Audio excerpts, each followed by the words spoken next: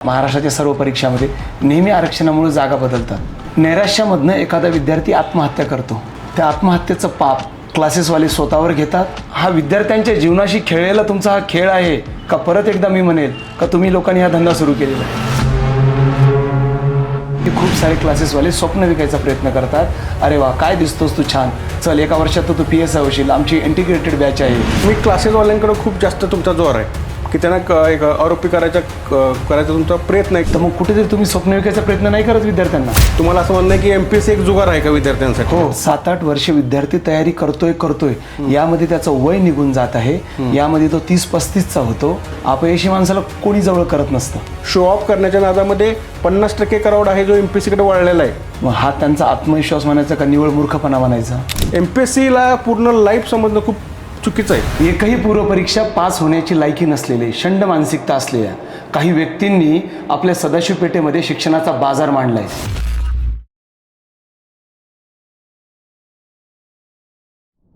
नमस्कार मित्र, name to fame या पॉडकास्टमध्ये मी तुम्हा सर्वांचे स्वागत करतो. मी डॉक्टर रमन.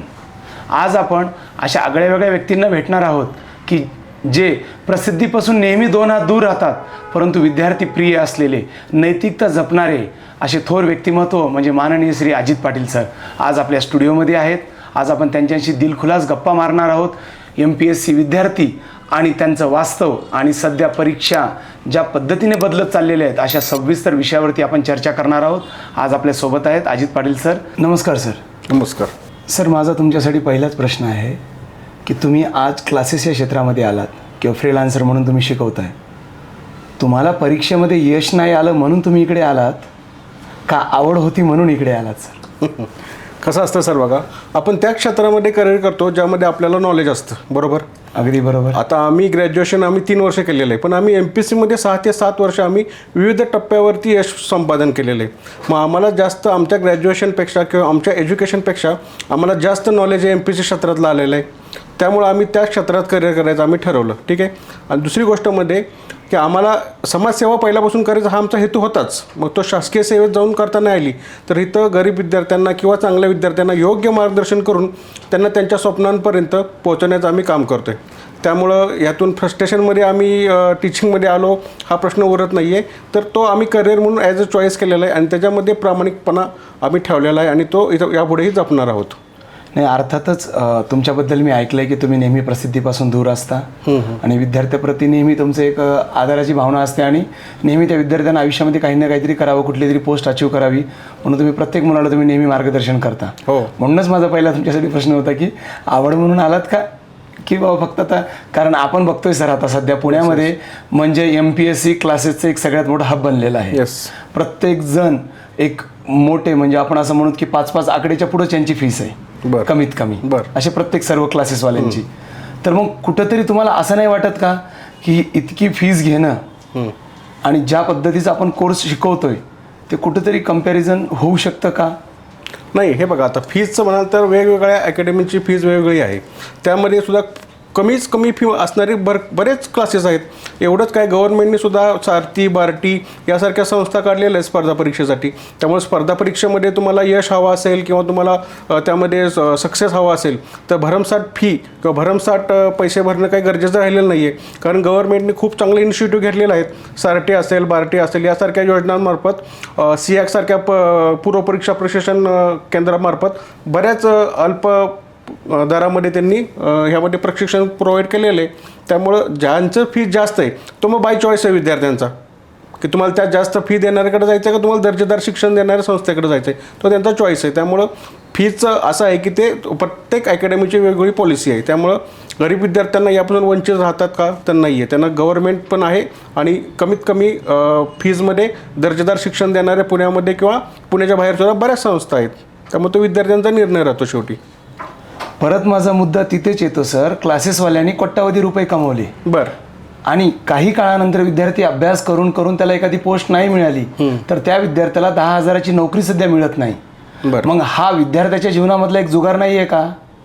याबद्दल तुम्ही काय सांगाल? बरोबर आहे.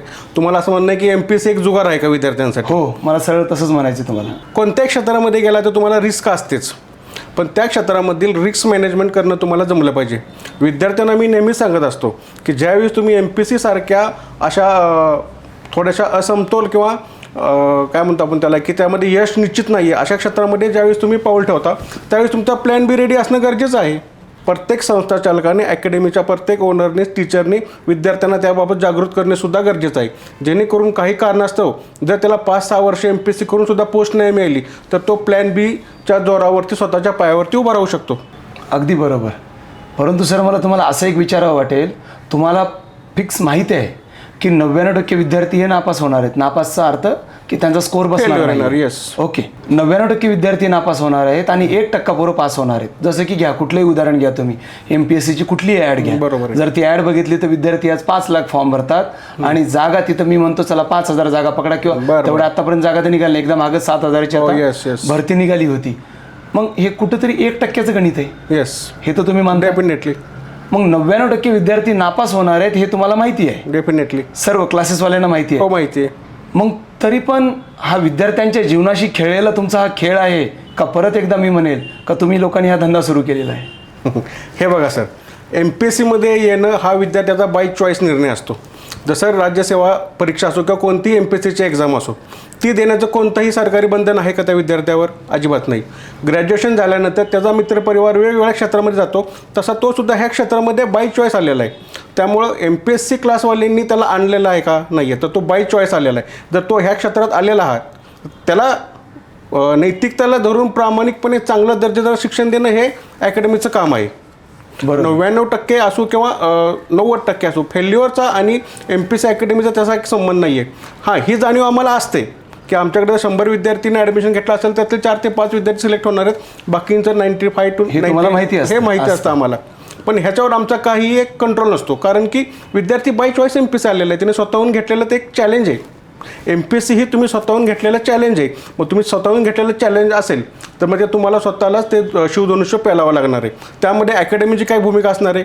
अकॅडमीची हीच भूमिका असणार आहे की योग्य मार्गदर्शन, योग्य दर्जेदार साहित्य आणि त्याला व्यवस्थित प्रॉपर गाईडलाईनमध्ये त्याला संपूर्ण दिशा वाटनिर्देशन करणे. ह्याच्या पलीकडे आम्ही काय करणार? अगदी बरोबर. आता क्लासेसचा मुद्दा आलेलाच आहे. हो, एक विद्यार्थी जेव्हा PSI बनतो बरोबर. किंवा एक विद्यार्थी एखादा DYSP बनतो, तहसीलदारचा निकाल लागतो, एकच फोटो मला 7 अकॅडमीला पाहायला मिळते. एकच फोटो मला 7 अकॅडमीला पाहायला मिळते. बरं. किंवा तो मुलगा, आता मी नाव नाही घेत, पुण्यातले तुम्हालाही बरोबर, माहिती yes, आहे, yes. PSI फॅक्टरी म्हणून ओळखले Yes. जाणारे 2-3 हो, yes, क्लासेस, yes, yes. तोच मुलगा मला त्यांच्याही कार्यक्रमाला दिसतो, सरांनी खूप छान शिकवलं, आणि तोच मुलगा मला इकडे पण दिसतो, हो मी पण सरांचं केला होता. मग यामागे नेमकं क्लासेसवाल्यांचा धंदा वाढवण्यासाठी हे चालवलेली रणनीती आहे का याच्या मग काही वेगळं तत्त्वज्ञान चालू झालेलं आहे? मुळातच इथं दोघांचीही जबाबदारी आहे. एकतर क्लास चालकांची पण जबाबदारी आहे आणि विद्यार्थ्यांची पण. विद्यार्थ्यांचं काय चुकतं आहे तुम्हाला सांगतो, किंवा चुकत असं म्हणू नये. विद्यार्थी काय करतात? विद्यार्थी एक्स अकॅडमीला मेन्सची तयारी करतात, झेड अकॅडमीला Aची तयारी करतात, मुलाखत एका अकॅडमीला करतात, टेस्ट सिरीज एका अकॅडमीला करतात. तसं पण आहे, बरोबर. तसं करतात, किंवा एखाद्याकडे साधं मार्गदर्शन सुद्धा घेतात. मग ते वेगवेगळ्या अकॅडमीशी संपर्कात असतात. त्यामुळे काय होतं की तो रिझल्ट ज्यावेळेस येतो त्यावेळेस त्या स्पेसिफिक अकॅडमीला वाटतं की ह्याने आमच्याकडे ह्या टप्प्यावरती मार्गदर्शन घेतलं होतं, मग त्यावर ते त्या पद्धतीनं त्याच्या जाहिरातीमध्ये फोटो करतात. मग इथं अकॅडमीचं काय नैतिक कर्तव्य आहे? तर अकॅडमीने त्या फोटोखाली आमच्याकडे कोणत्या टप्प्यावरती मार्गदर्शन घेतलं होतं हे लिहा. म्हणजे की बाबा XYZ हा विद्यार्थी आमच्याकडे फक्त पूर्व परीक्षेसाठी होता, आमच्याकडे मुख्य परीक्षेत होता, फक्त माझं काउन्सिलिंग घेऊन गेलेलं आहे 10 मिनिटाचं, हे त्या अकॅडमीनं क्लिअरिफाय करणं गरजेचं आहे. हे अकॅडमीचं कर्तव्य आहे. त्याचप्रमाणे विद्यार्थ्याचं पण नैतिक कर्तव्य आहे की तुम्हाला नक्की खरंच कोणत्या अकॅडमीचा फायदा झाला हे तुम्ही ठामपणे कोणत्याही मंचावरून तुम्हाला सांगता आलं पाहिजे. आता बघूया आपण, मागच्या वर्षी आता ह्यावेळेस तलाठी घेण्याचा निर्णय MPSCने घेतला. येस येस, का घेतला हे तुम्हालाही माहिती आहे? माहिती आहे. ओके. मग हा ज्यावेळेस घोटाळा इतक्या मोठ्या प्रमाणात आला त्यावेळेस मी जेव्हा उघड्या डोळ्यांनी बघत होतो, किती क्लासवाले पुढे आले हो. मुळातच एखाद्या घोटाळ्याला संस्था चालक किंवा MPSC अकॅडमीवाले जर ओपनली त्यामध्ये सहभागी नाही झाले, म्हणजे त्याच्या विरुद्ध सहभागी नाही झाले, ह्याचा अर्थ असं नाही की ते त्यामध्ये त्याचा छुपा पाठिंबा आहे. ठीक आहे, कारण की घोटाळे करणारे किंवा त्यांना शोधून काढणारे ही सरकारी यंत्रणेचं काम आहे. त्यांनी त्याच सरकारी यंत्रणेनं ते काम करणं गरजेचं आहे. अकॅडमीचा पाठिंबा ह्या अर्थानं असतोच की विद्यार्थ्यांना आम्ही आमच्या लेवलला आमच्या पद्धतीने जेवढं काही मोटिवेट करता येऊ शकतं त्या लेवलला आम्ही प्रयत्न करत असतो.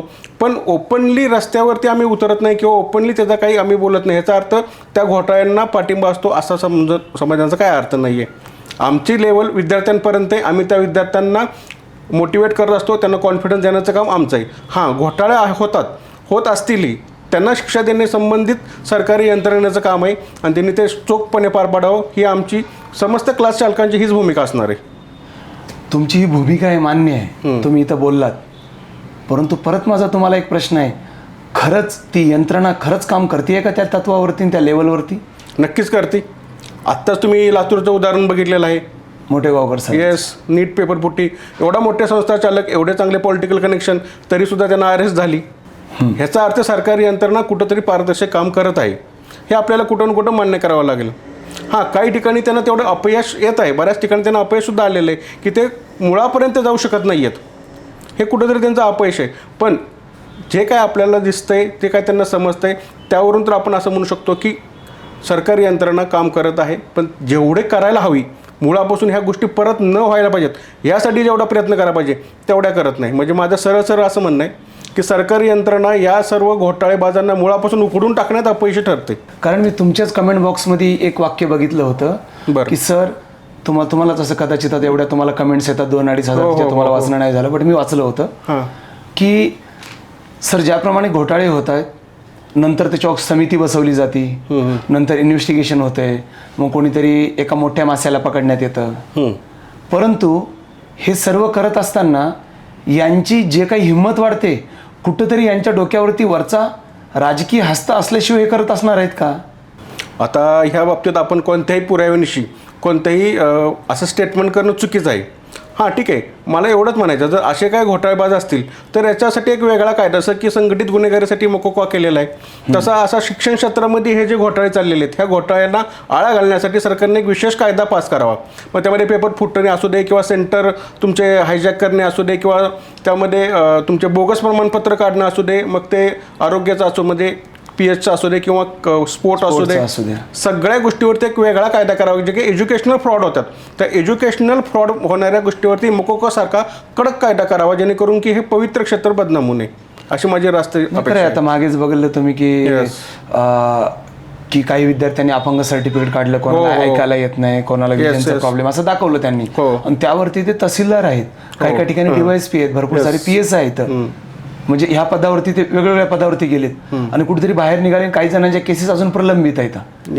मग कुठेतरी MPSC पण इथं कमतरता पडते असं वाटत नाही का तुम्हाला?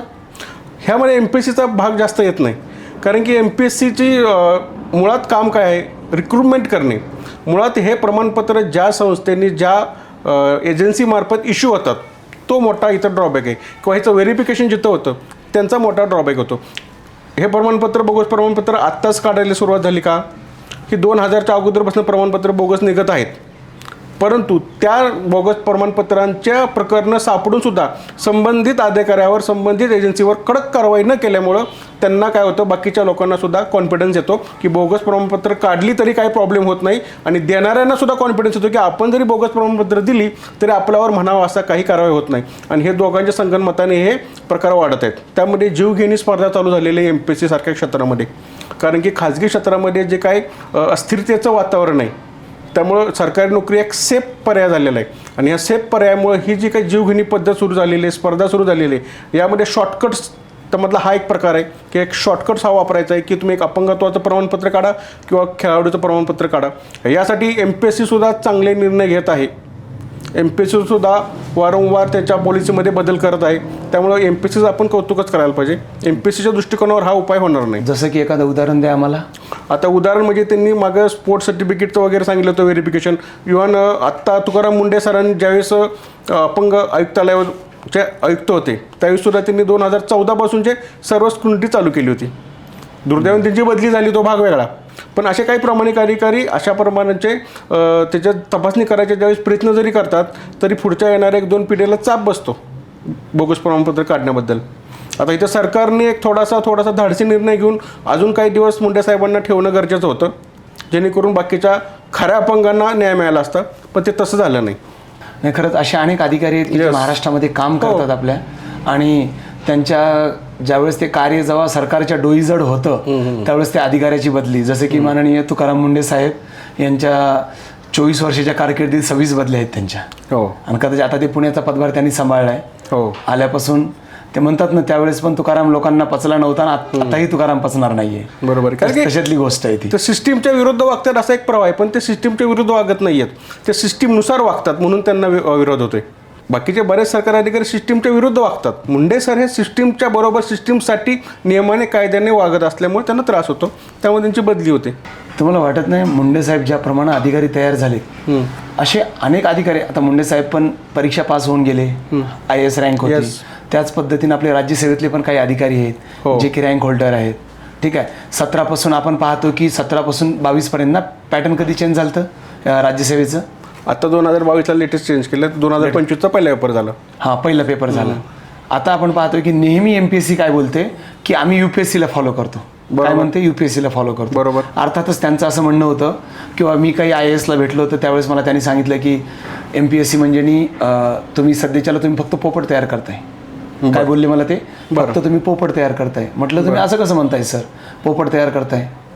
तर म्हणे तुम्ही फक्त MCQ टाईपमध्ये अभ्यास करताय. एक प्रश्न आहे, त्याचे 4 ऑप्शन आहेत आणि तुम्ही एक अधिकारी घडवताय. बरोबर. आम्ही लिहितो, आम्ही आमचे तत्व मांडतो, आम्ही एखाद्या गोष्टीवरती 4ही बाजूने कसं अँगल करावं आम्ही ते करतो. बरोबर आहे. बट तुम्ही फक्त 4 पैकी एक ऑप्शन करताय. म्हणजे ज्याचं पाठांतर किंवा थोडी एक्नॉलेजमेंट जर चांगली झाली तरी पण ते व्यक्तीचं होऊ शकतं.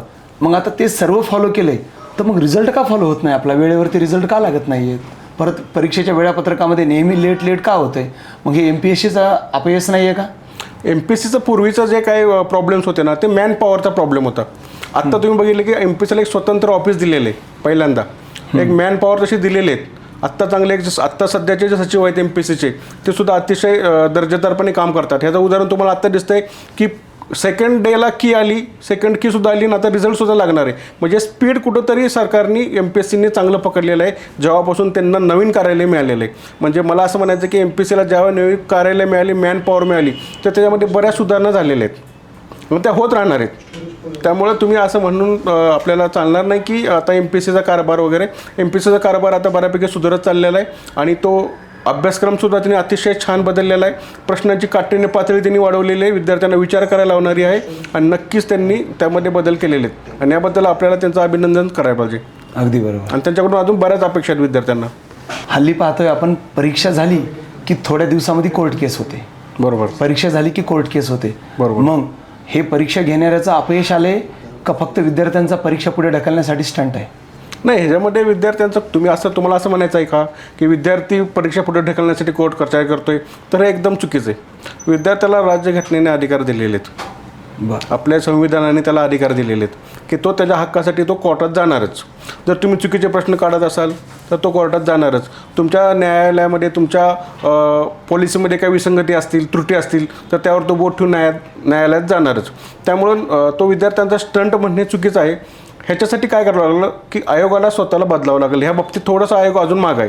म्हणजे 100 प्रश्न जर तुम्हाला डिझाईन करायचे तर ते ॲक्युरेट असणं गरजेचं आहे. त्याच्या आन्सर कीमध्ये तुमचं ॲक्युरेशन असणं गरजेचं आहे. तुमच्या पॉलिसी, तुमचे नियम हे स्पष्ट असणं गरजेचं आहे. तुमच्यामध्ये ज्या त्रुटी आहेत ज्याच्यावरती बोट ठेवून विद्यार्थी न्यायालयात जातो आहे त्या सुधारणं तुम्हाला कधी पण गरजेचं आहे. त्यामुळे विद्यार्थ्यांचा स्टंट यामध्ये आपण म्हणता येणार नाही. आयोगाची थोडीसा ढिसाळपणा आपल्याला म्हणता येईल. परीक्षा ज्या लांबतात यामध्ये विद्यार्थ्याचं मानसिक आरोग्य ढासळतं, त्याबद्दल काय सांगाल तुम्ही? हां, आता ह्या परीक्षा ह्या लांबतात. आता ह्याच्यामध्ये MPSCनं जबाबदारीनं काम करणं गरजेचं आहे.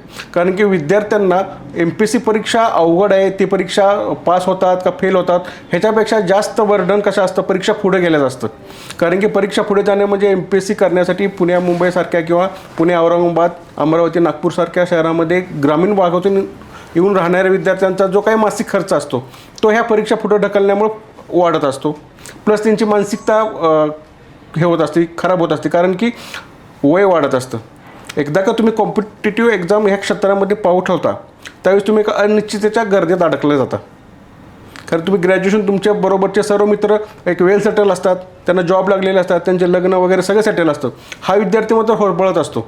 त्यामुळे अशी एखाद्या वेळेस परीक्षा पुढे गेली तर त्याची मानसिकता नक्कीच खराब होते आणि तो डिप्रेशनमध्ये जाण्याची शक्यता असते.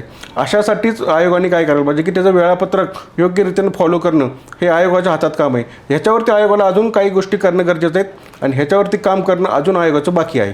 आत्ता जर लेटेस्ट उदाहरण बघितलं तर ग्रुप C परीक्षेचं बघितलं असेल तुम्ही. इतक्या दिवस मार्केटमध्ये हीच अफवा होती की परीक्षा पद्धती बदलणार आहे, सिलेबस बदलणार आहे हो, सगळीकडे तेच चालू होतं. सगळीकडे तेच चालू होतं. आणि लास्ट मोमेंटला त्यांनी काल नोटिफिकेशन दिलं की काही बदलणार नाही, आहे तसं होणार. मग हा आयोगासाठी आधी का नाही केलं परिपत्रक हे लागू? मला एक तुम्हाला असं विचारायचं आहे की जसं प्रिलिम झाली, हो. प्रिलिमची आपली आन्सर की 3 दिवसात येते. येस. त्यानंतर आपण मग त्याच्यावर विद्यार्थी एक अंदाजा बांधतात की मागच्या वर्षी हो. एवढा स्कोर होता, Yes, तर yes. आपण तेवढा स्कोर आता अंदाजा. मला वाटतं की असं लवकरात लवकर झालं तर ते बरं नाही आहे का? विद्यार्थ्यांची मानसिकता एकदम घट्ट होईल की आपल्याला आता मेन्सला आपण बसलेलो आहोत.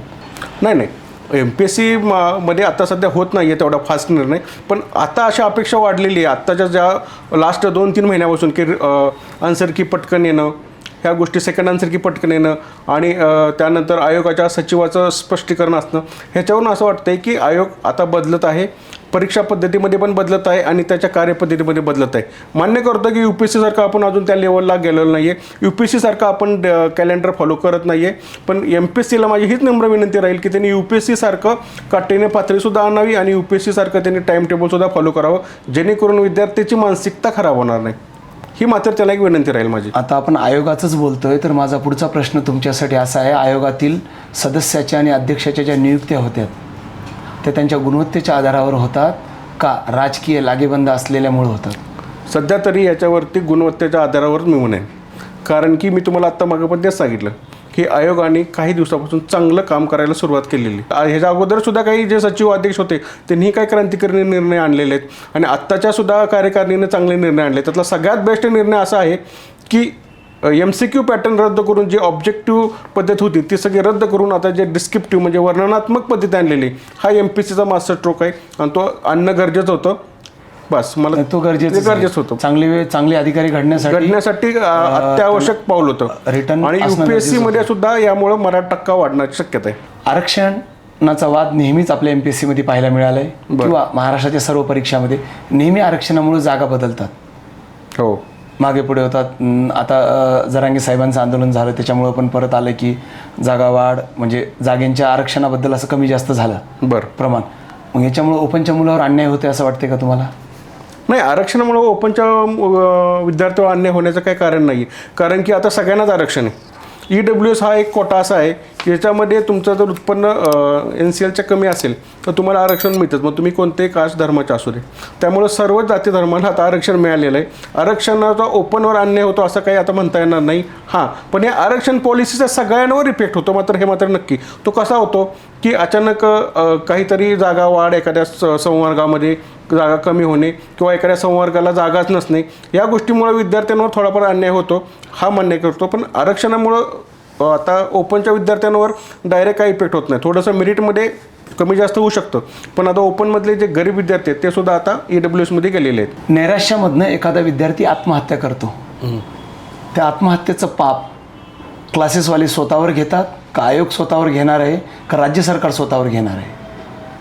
हे बघा, विद्यार्थ्यांची आता MPSC संदर्भात तुम्ही बोलत आहात की MPSC मधल्या विद्यार्थ्यांची जर एखाद्याने आत्महत्या केली, आता रिसेंट काही गोष्टी घडल्या असतील तशा की त्याचं पाप कुणाचं आहे किंवा त्याच्यावरती कुणाला आपण ब्लेम करू शकतो, तर मी ह्या प्रोसेसमध्ये 4ही घटक इन्व्हॉल्व करतो.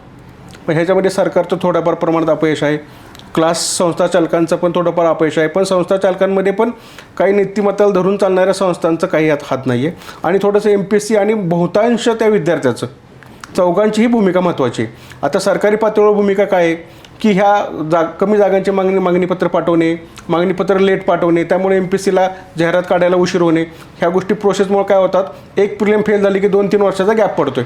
हो, तर त्यामुळे सरकारची जबाबदारी ती आहे की त्यामुळे विद्यार्थ्याला नैराश्य येतं आहे, डिप्रेशनमध्ये जातोय. दुसरी गोष्ट आहे आयोगाची, आलेलं मागणीपत्र वेळेवर रिझल्ट लावणे, टाईम टेबल फॉलो करणे, ते फॉलो नाही केलं की पुन्हा तो गॅप पडतोय, पुन्हा विद्यार्थी डिप्रेशनमध्ये जातात. त्यामुळे ह्याच्यात आयोगाचा हा दोष आहे. ज्या संस्था चालक खोटी स्वप्न विकतात, 1 वर्षात पोस्ट, 6 महिन्यात पोस्ट, हा कोर्स केला की तुम्हाला पोस्ट, आमच्याकडे जॉईन झालं की पोस्ट, ही जी खोटी स्वप्न विकतात त्या संस्था चालकांचा दोष आहे. आणि चौथा म्हणजे विद्यार्थ्यांचा. जर तू MPSC सारख्या अनिश्चिततेच्या अस्थिरतेच्या क्षेत्रामध्ये आला तर तुझी मानसिक ताकद तेवढी असणं गरजेचं आहे. याचा अर्थ तुझ्या क्षमतेच्या विरुद्ध तू खूप काही करण्याचा प्रयत्न केला. MPSC करण्यासाठी अभ्यासापेक्षाही मानसिक बळ आधीच जास्त लागते. तुमची मानसिकता जर छान असेल तर तुम्ही MPSC मध्ये या, हा जर माझा सरळ सल्ला आहे. ज्यावेळेस आम्ही खेड्यातनं इकडे येतो तयारी करायला, येस, आम्ही कधी अधिकारी पण जवळून बघितलेला नसतो. बरोबर. इथं आल्यावर आम्हाला एक जग नवीन असतं आमच्यासाठी. मग तुम्ही असं कसं म्हणू शकता की अधिकाऱ्याचे गुण पहिल्यांदाच आमच्यामध्ये असावे? अधिकाऱ्याचे गुणमध्ये काय आहे? अधिकाऱ्याच्या गुणमध्ये असतो डिसिप्लिन, वक्तशीरपणा, हार्डवर्क, वेळेवर योग्य निर्णय घेण्याची क्षमता आणि मानसिक स्थैर्य, हे अधिकाऱ्याचे गुण आहेत. हे जर तुमच्याकडे गुण असतील तरच तुम्ही MPSCमध्ये सक्सेस होणार आहे ना. आजकाल झालेला इंस्टाग्रामचा जमाना, फास्ट फूड, 30 सेकंदाची रीलसुद्धा आपण बघत नाही. त्या 30 सेकंदाच्या रीलच्या खालीसुद्धा येतं की शेवटपर्यंत बघा. असा आपला संयम संपलेला आहे. तर अशा संयम नसणाऱ्या व्यक्तीकडून तुम्ही जर डेप्युटी कलेक्टरसारख्या पदाची अपेक्षा करताय तर मात्र मग आपलं कुठंतरी फेल्युअरच येते. एक विद्यार्थी स्वप्न घेऊन येतो पुण्यामध्ये, 6-7 वर्ष अभ्यास करतो, मला PSI व्हायचं आहे, मला MPSC क्लास 1 व्हायचं आहे, क्लास 2 व्हायचं आहे, परंतु त्याचं काही स्वप्न पूर्ण होत नाही. मग याला जिम्मेदार तो विद्यार्थी असतो का परत प्रश्न माझा क्लासेसवाल्यांकडे, का क्लासेसवाले जबाबदार आहे त्याला? हो का, तुम्ही क्लासेसवाल्यांकडे खूप जास्त तुमचा जोर आहे की त्यांना एक आरोपी करायचा तुमचा प्रयत्न आहे, किंवा तो कुठेही मी मान्य करत असं नाही की नाही. कारण का तुम्हीच मला प्रश्न बोललात की खूप सारे क्लासेसवाले स्वप्न विकायचा प्रयत्न करतात. अरे वा, काय दिसतोस तू छान, चल एका वर्षात तर तू PSI होशील, आमची इंटिग्रेटेड बॅच आहे, आमच्याकडे शिकवणारे शिक्षक एवढे भारी भारी आहेत की 4-4 मेन्स दिलेले आहेत, हे सिलेक्ट झालेले आहेत, ते तिकडे ट्रेनिंगला जाण्याच्या अगोदर इकडे शिकवायला आलेले असतात ते. तर मग कुठेतरी तुम्ही स्वप्न विकायचा प्रयत्न नाही करत विद्यार्थ्यांना? नाही, स्वप्न विकायचा प्रयत्न सगळेच करत नाहीत. विद्यार्थी जरी एखाद्या काही अकॅडमी जर तशा करत असतील तर विद्यार्थ्याला कळायला हवं की आपण कोणत्या, विद्यार्थी कधी विचारतो का अकॅडमीमध्ये जाऊन की त्या विद्यार्थ्यांना आम्ही भेटू शकतो का, तुमचा रिझल्ट काय आहे, किती विद्यार्थ्यांनी ॲडमिशन घेतलं, त्यापैकी किती विद्यार्थी पास झाले? 1000 विद्यार्थी ॲडमिशन घेऊन 10 पास होणार, मग त्याला काय उपयोग आहे? विद्यार्थीसुद्धा जागरूक होणं गरजेचं आहे. तो आता झालेला आहे. आता विद्यार्थीसुद्धा बऱ्यापैकी जागरूक झालेला आहे. त्याला कळतंय की कोण कंटेंटवरती भर देतं आहे, कोण फक्त कॉमेडी करतं आहे, कोण फक्त क्लासेस फक्त फॉरवर्ड करायचा प्रयत्न करतं आहे, हे त्याला आता कळत आहे आणि त्यानुसार तो विद्यार्थी जॉईन करतो आहे. कारण की ऑनलाईनच्या जमान्यामध्ये ह्या गोष्टी बऱ्यापैकी कव्हरअप होत आलेल्या आहेत. कारण कसं व्हायला सर, 7-8 वर्ष विद्यार्थी तयारी करतोय, यामध्ये त्याचं वय निघून जात आहे, यामध्ये तो 30-35चा होतो ना. त्याला आयुष्यामध्ये, कारण बघा सर, अपयशी माणसाला कोणी जवळ करत नसतं. ओके, विद्यार्थी ना त्याच्या आयुष्यात प्रेम असलं तर प्रेम टिकतं शेवटपर्यंत, ना त्याच्या आयुष्यात तो यशस्वी होतो, यामुळे तो अजून नैराश्याच्या गर्तेत चाललेला आहे. एका वर्षामध्ये MPSCच्या किमान 3 पूर्वपरीक्षा होतात, राज्यसेवा ग्रुप B, ग्रुप C. 2-3 वर्षामध्ये किमान 7 ते 8 एक्झाम होतात, 7 ते 8 पूर्वपरीक्षा होतात. त्या 7 ते 8 पूर्वपरीक्षेमध्ये जर तुमचे एकही प्रिलिम निघत नसेल तर तुम्ही सरळ प्लॅन Bच्या मार्गाने जाणं योग्य आहे. पण विद्यार्थी इथं घेतात इगोवरती. मी म्हणणारच होतो, यांच्या इगोमुळे ते अपंग बनत चालले. विद्यार्थी इगोवर घेतात, नाही काय झालं तरी मला पोस्ट काढायचीच आहे. तुमचा निश्चय असणं वेगळं आणि तुमचा इगो असणं वेगळं. तुमच्या निश्चयामध्ये आणि इगोमध्ये फरक आहे. तुम्हाला कळलं पाहिजे की तुम्ही जे करताय तुमचा निश्चय आहे का, तुमचं टार्गेटच झालेलं आहे का, तुमचा इगो आहे की कुणाला तरी दाखवायचं आहे मला. म्हणजे मार्केटमध्ये, समाजामध्ये शो ऑफ करण्याच्या नादामध्ये 50% क्राऊड आहे जो MPSCकडे वळलेला आहे की मला दाखवायचं आहे. कारण की MPSC हा असं क्षेत्र आहे जिथं ग्लॅमर आणि पॉवर दोन्हीसुद्धा तुम्हाला मिळतात. म्हणजे तुम्हाला सरळ एका वाक्यात असं म्हणायचं आहे का की मुलं 7-8 वर्ष तयारी करतात, त्या पोस्ट मागं धावतात, मग हा त्यांचा आत्मविश्वास म्हणायचा का निव्वळ मूर्खपणा म्हणायचा? जर 7-8 वर्ष मागं धावत असतील आणि त्या 7-8 वर्षामध्ये एकही पूर्वपरीक्षा जर ते पास होत नसतील तर मग ह्याला काय म्हणणार? एखादी प्रिलिम पास होण्यासाठी किमान 1 ते 1.5 वर्षाचा अभ्यासक्रम खूप झाला, अभ्यास खूप झाला. तर तुम्हाला 7-8 वर्षामध्ये एकसुद्धा पूर्वपरीक्षा तुम्ही होत नसाल तर तो तुमचा काय आहे? आमचाच अपयशीपणा म्हणावं लागेल. MPSCला पूर्ण लाईफ समजणं खूप चुकीचं आहे. MPSC म्हणजे आमची गर्लफ्रेंड असते. गर्लफ्रेंडला कसं आपण म्हणतो की नाही आता ही माझीच आहे, आज ना उद्याच्यासोबत मला लग्न करायचंच आहे. पहिल्या वर्षी नाही म्हणली, दुसऱ्या वर्षी नाही म्हणली, तिसऱ्या वर्षी असं म्हणता म्हणता काही विद्यार्थ्यांनी 10-10 वर्षे सदाशिव पेठेमध्ये घालवले आहेत. आणि त्या घालवण्यामध्ये एक तर ते आता वयाच्या 35पर्यंत आलेत, हातात कुठलीही पोस्ट नाही आहे, लग्न जमत नाही आहे, हे विदारक वास्तव आहे. यावरती शिक्षक या नात्यानं आता जे नवीन विद्यार्थी येईल त्यांना तुम्ही मोलाचा काय सल्ला द्याल सर? मी त्यांना, नवीन विद्यार्थ्यांना हाच मोलाचा सल्ला देईन की तुम्ही MPSCमध्ये डेडिकेटेडली 3 ते 4 वर्ष तुम्ही ट्राय करा. जर 3 ते 4 वर्षामध्ये तुम्ही पूर्व मुख्य परीक्षेचे टप्पे पार करत असाल, तुमची घरची कंडिशन जर चांगली असेल तर तुम्ही अजून 1-2 वर्ष ट्राय करू शकता. जर तुम्ही एकही पूर्वपरीक्षा पास होत नसाल तर तुम्ही सरळ प्लॅन Bच्या मार्गाने जावा आणि प्लॅन B करत करत जर तुम्हाला हे स्वप्न जगायचं असेल तर तुम्ही त्याचा अभ्यास साईड बाय साईड चालू ठेवा. म्हणजे तो अभ्यास तुम्ही पार्ट टाईम करा. म्हणजे त्या अभ्यासाला तुम्ही प्लॅन B बनवा आणि तुमचा जो प्लॅन B आहे त्याला प्लॅन A करा, जेणेकरून तुम्हाला पुढे जाऊन नैराश्य येणार नाही आहे. तर मागे आपण बघितलं विद्यार्थी वयवाढीसाठी विद्यार्थ्यांनी आंदोलन केलं. येस, इंदुलाल कॉम्प्लेक्सच्या तिथे बरोबर. आंदोलन केलं. त्या आंदोलनामध्ये अनेक विद्यार्थ्यांना उचलून पोलीस स्टेशनमध्ये टाकण्यात आलं. त्यांच्यावरती केसेस पण झाल्या. काही क्लासेसचे शिक्षक पण होते त्याच्यामध्ये. बरोबर. मग हे आंदोलन करण्याची विद्यार्थ्यांना का गरज पडावी? कारण की ह्याच्यामध्ये असणारी पारदर्शकता आयोगाकडे नाही आहे. आयोगाचा आणि विद्यार्थ्यांचा संवाद नाही आहे. ह्यामुळे ह्या गैरसमजामध्ये अशी आंदोलनं करून आपले अधिकार मान्य करून घ्यावे लागतात. त्यामुळे विद्यार्थ्यांना रस्त्यावर उतरावं लागतं. ह्यामध्ये विद्यार्थ्यांची पण चुकी नाही आहे. विद्यार्थी त्यांच्या न्यायी हक्कासाठी रस्त्यावर उतरणारच आहेत. की तुम्ही MPSCला सुधारण्यासाठी सर्रास राजकीय क्षेत्राचा वापर करू नका किंवा राजकीय व्यक्तिमत्वाचा वापर करू नका. कारण की MPSCमध्ये राजकीय हस्तक्षेप नगण्य असणंच कधी पण चांगले. एका मर्यादित प्रमाणात तुम्ही MPSCमध्ये राजकीय हस्तक्षेप ठीक आहे, पण जास्त तुम्ही राजकीय हस्तक्षेप करू नये असं विद्यार्थी प्रतिनिधी जे आहेत त्यांना माझी विनंती आहे. विद्यार्थी हजारो नाहीत, 5-5 लाख पोरं मेल्स करतात, ट्विटरवर ट्विट करतात, सगळं करतात. त्यावेळेस काही फरक पडत नाही. परंतु जेव्हा आम्ही सन्माननीय शरद पवार साहेबांकडे आम्ही निवेदन देतो किंवा आम्ही माननीय मुख्यमंत्री साहेबांकडे निवेदन देतो, त्यावेळेस आमच्या लगेच मागण्या का मान्य होतात? मग आता उत्तर द्या तुम्ही. नाही, हे एक लक्षात घ्या. कसं असतं माहिती आहे का, आपण किंवा विद्यार्थी हा लास्ट स्टेजलाच हा पर्याय वापरतो. मग मान्य शरदचंद्र पवार साहेब असतील किंवा अभिमन्यू पवार साहेब असतील किंवा मुख्यमंत्री साहेब असतील किंवा अजून जे सन्माननीय नेते आहेत ते असतील, तो लास्ट पर्याय वापरतात. आणि तो लास्ट पर्याय तोपर्यंत MPSC काय केलेलं असतं त्यांच्या निर्णयापर्यंत आलेलंच असतं. मग ह्यांचा एक ज्येष्ठ राजकीय वरदहस्त असतोच, तो थोडासा ते त्यांना रिस्पेक्ट देतात, त्यांच्या पदाला रिस्पेक्ट देतात, त्यांच्या कार्याला ते रिस्पेक्ट देतात आणि तो निर्णय होत असतो. ह्याचा अर्थ असं नाही की MPSC इन्फ्लुएन्स होतं तर राजकीय गोष्टीला. MPSCचं ऑलरेडी ते पातळीवरती डिसिजन होतच आलेले असतात. ते राजकीयाने त्याला थोडासा वेग मिळतो, एवढंच म्हणू शकतो. एकही पूर्वपरीक्षा पास होण्याची लायकी नसलेले, शंड मानसिकता असलेल्या काही व्यक्तींनी आपल्या सदाशिव पेठेमध्ये शिक्षणाचा बाजार मांडलाय.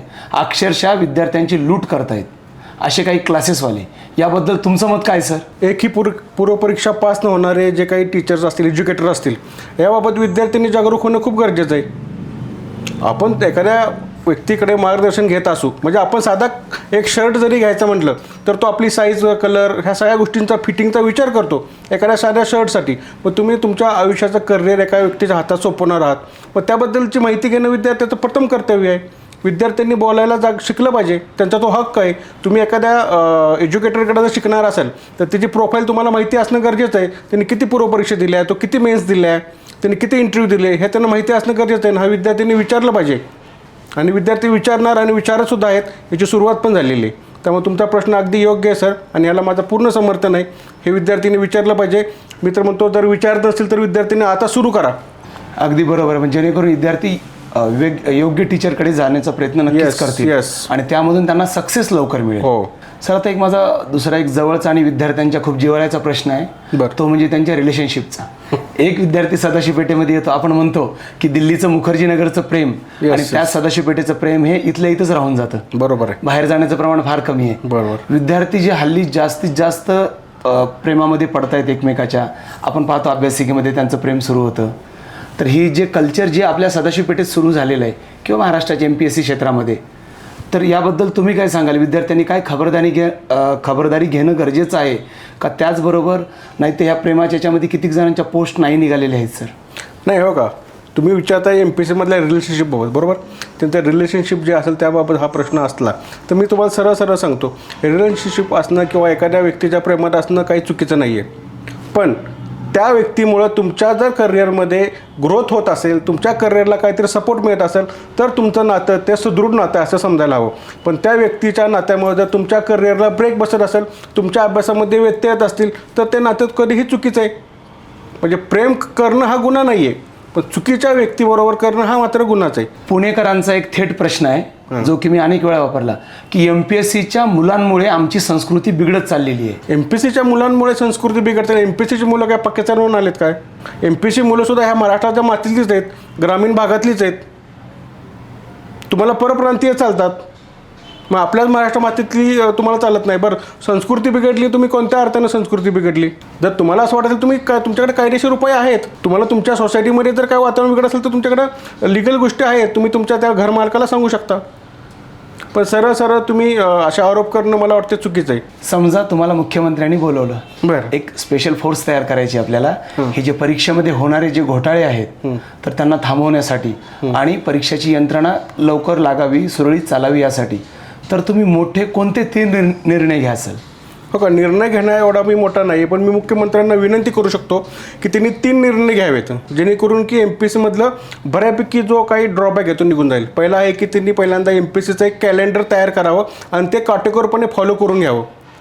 मग त्यामध्ये MPSCला सोबत घेऊन एक वार्षिक वेळापत्रक तयार करून ते काटेकोरपणे फॉलो करून घ्यावं, हा पहिला मुद्दा असणार आहे. दुसरा मुद्दा जो आहे तो म्हणजे की हे जे काही घोटाळे होतात, ही जी काही अनियमितता होती किंवा हे जे काही बोगस प्रमाणपत्र काढली जातात, याच्यावरती दोन्ही बाजूने विद्यार्थी आणि ह्या इश्यू करणाऱ्या सगळ्या संस्था अधिकारी यांच्यावर मोकोकासारखा कठोरातला कठोर कायदा करून त्यांना शिक्षा करावी, हा एक कायदा त्यांनी करावा. आणि तिसरी शेवटची म्हणजे की विद्यार्थी, सरकार आणि MPSC आयोग किंवा या परीक्षा घेणाऱ्या ज्या काही बॉडीज असतील यांचा एक सुसंवाद निर्माण व्हावा, यासाठी एक व्यासपीठ तयार करावं, जेणेकरून की हा सर्व गोंधळ टळेल आणि विद्यार्थी शांतपणे त्याचा अभ्यासाकडे फोकस करेल. अक्षरशः म्हणजे जर सुरुवात झाली त्या गोष्टीपासून तर विद्यार्थ्यांना खऱ्या अर्थाने न्याय मिळेल. सर, आपण वेळातला वेळ काढून आलात त्याबद्दल मी तुमचे आभार मानतो. धन्यवाद, तुम्ही पण मला संधी दिली बोलायची. धन्यवाद विद्यार्थी मित्रांनो. तर मित्र हो, आजचा पॉडकास्ट तुम्हाला कसा वाटला नक्कीच आम्हाला कमेंट बॉक्समध्ये कमेंट करून सांगा. आणि हा व्हिडिओ नक्कीच तुमच्या MPSCच्या सर्व मित्रांना शेअर करायला विसरू नका. लाईक करा, शेअर करा आणि तुमचं मत नक्कीच सांगा. आणि यापुढे तुम्हाला कशावरती पॉडकास्ट हवा आहे किंवा काय ऐकायला आवडेल ते नक्कीच आम्हाला कमेंट बॉक्समध्ये सांगा. धन्यवाद.